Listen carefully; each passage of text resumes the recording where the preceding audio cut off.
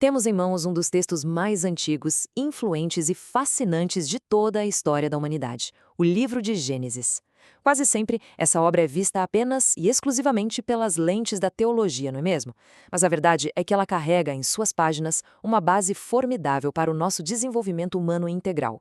Toda a nossa explicação de hoje se apoia na criteriosa tradução da Nova Almeida Atualizada, uma publicação da Sociedade Bíblica do Brasil que resgata a clareza do texto original para os dias de hoje. A proposta aqui é entender como essas narrativas milenares funcionam como um verdadeiro manual prático de comportamento, de gestão de crises e de organização. E a grande pergunta que guia o nosso raciocínio é exatamente esta: o que a obra mais lida da humanidade tem a ensinar sobre liderança na atualidade? Se a gente retirar temporariamente o foco dos dogmas e olhar de forma analítica para as interações humanas descritas logo nos primeiros capítulos, vamos encontrar um estudo prático incrivelmente profundo. É um tratado sobre resiliência, sobre falhas de comunicação, sobre crescimento e sobre a verdadeira natureza das nossas decisões. Vamos observar como cada um desses relatos se traduz em aplicações diretas e transformadoras para o cotidiano, tanto na vida pessoal quanto na profissional. Seção 1. Propósito e criação original. A narrativa que abrange os capítulos 1 e 2 não descreve apenas a formação do universo a partir do caos, mas estabelece para a humanidade uma função extremamente clara. Nós não fomos projetados para a passividade. A ideia original é que fôssemos organizadores e cultivadores do ambiente ao redor. E preste bem atenção, o conceito de domínio, no contexto original, de forma alguma significa uma exploração irresponsável. É uma delegação de responsabilidade. Trazendo isso para os dias atuais, é a base da nossa gestão de recursos. O ser humano recebe a missão de cuidar de tudo aquilo que tem fôlego de vida e da terra que produz o sustento. É exatamente aí que nasce a responsabilidade profissional: organizar o caos, gerir recursos limitados com sabedoria e cultivar o ambiente para que ele prospere e dê frutos. Seção 2. Conflitos e responsabilidade pessoal.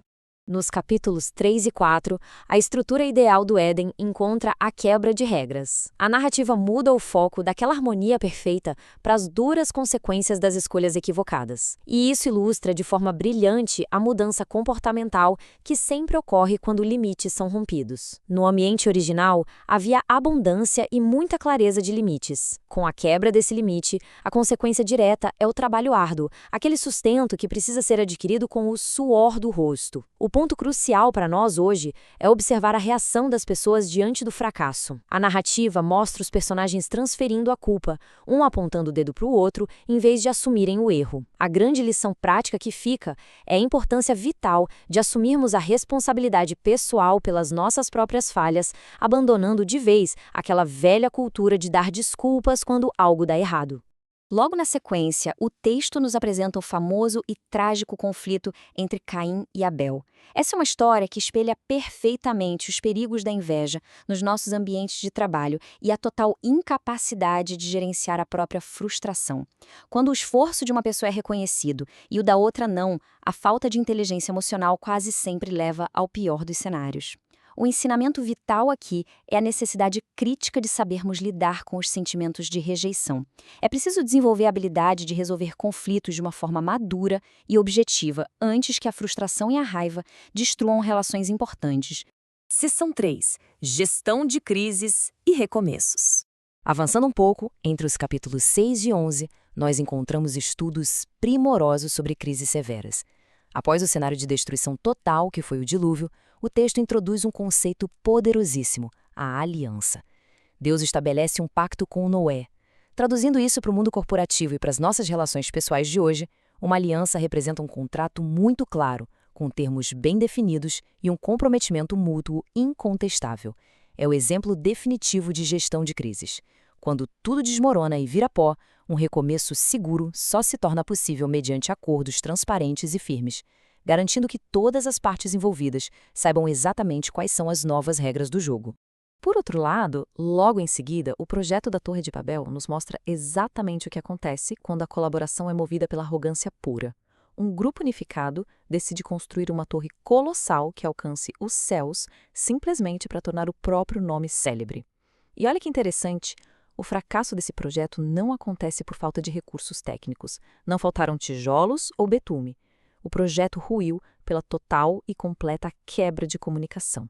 Quando as linguagens se confundem e as pessoas deixam de se entender, a obra para no mesmo instante. A lição contemporânea não poderia ser mais clara.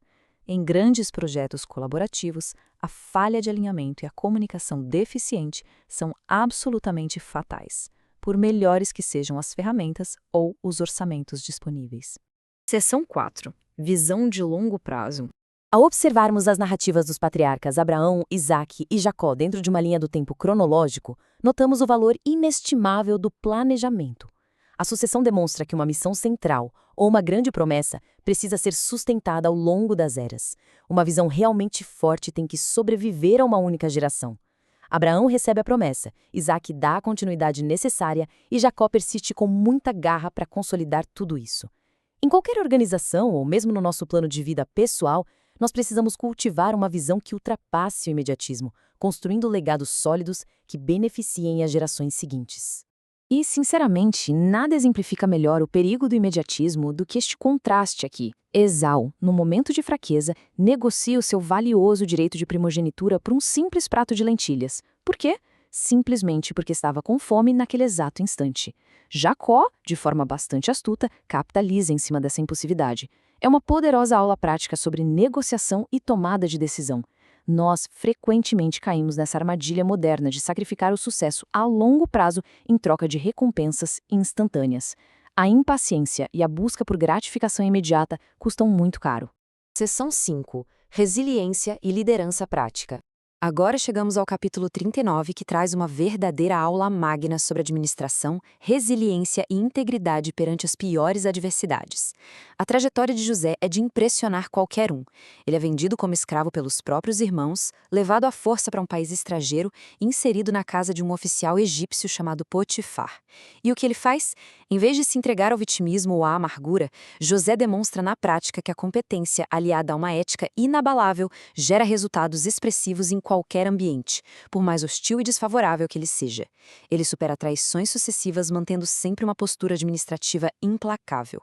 O resultado surpreendente dessa conduta exemplar está sintetizado em uma pequena citação do texto. Potifar entregou absolutamente tudo nas mãos de José, a ponto de não se preocupar com mais nada na própria casa. Isso é o ápice da confiança profissional. E a reflexão profunda que fica para todos nós é a seguinte: como estamos gerenciando os nossos próprios desafios diários? Estamos construindo um nível de confiança tão absoluto com líderes, com clientes ou com parceiros de negócios, a ponto deles descansarem tranquilos, com a certeza de que o projeto está em boas mãos? Seção 6. Crescimento e liberdade pessoal. Para encaminharmos a nossa conclusão de forma bem estruturada, a verdadeira compreensão de tudo isso surge quando transformamos o texto em ações para o nosso crescimento prático. Recapitulando os pilares de comportamento que extraímos de Gênesis, primeiro, é preciso abandonar as desculpas e assumir responsabilidades plenas por cada uma de nossas ações. Segundo, devemos gerenciar crises estabelecendo alianças, contratos e limites de forma totalmente transparente.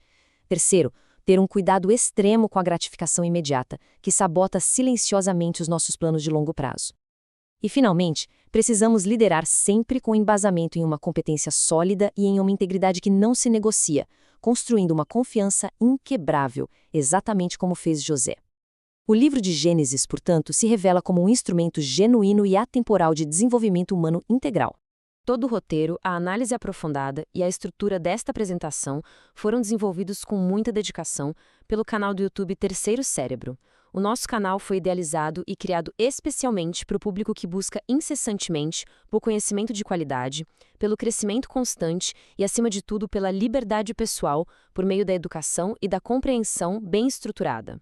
Para que possamos continuar dissecando materiais incríveis e transformando tudo isso em explicações claras e práticas, nós convidamos cada pessoa que nos acompanha a curtir este conteúdo, deixar as impressões nos comentários e compartilhar com quem também valoriza o crescimento contínuo. Além disso, não se esqueça de se inscrever no canal. Esse apoio é fundamental e garante a continuidade do nosso projeto. Gostou deste conteúdo? Veja a análise em nosso blog, terceirocérebro@blogspot.com. E tem mais um detalhe muito importante. Havendo interesse em utilizar este material para estudo pessoal ou mesmo para treinar equipes no trabalho, entre em contato com a gente para solicitar uma apresentação gratuita do conteúdo em PowerPoint. Envie um e-mail para cerebroterceiro@gmail.com. Nosso único pedido, que se inscreva em nosso canal no YouTube. Nós encerramos a análise de hoje destacando a nossa fonte central.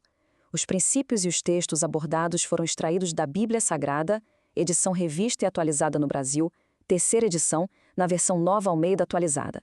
Esse é um trabalho minucioso de tradução mantido pela Sociedade Bíblica do Brasil do ano de 2017.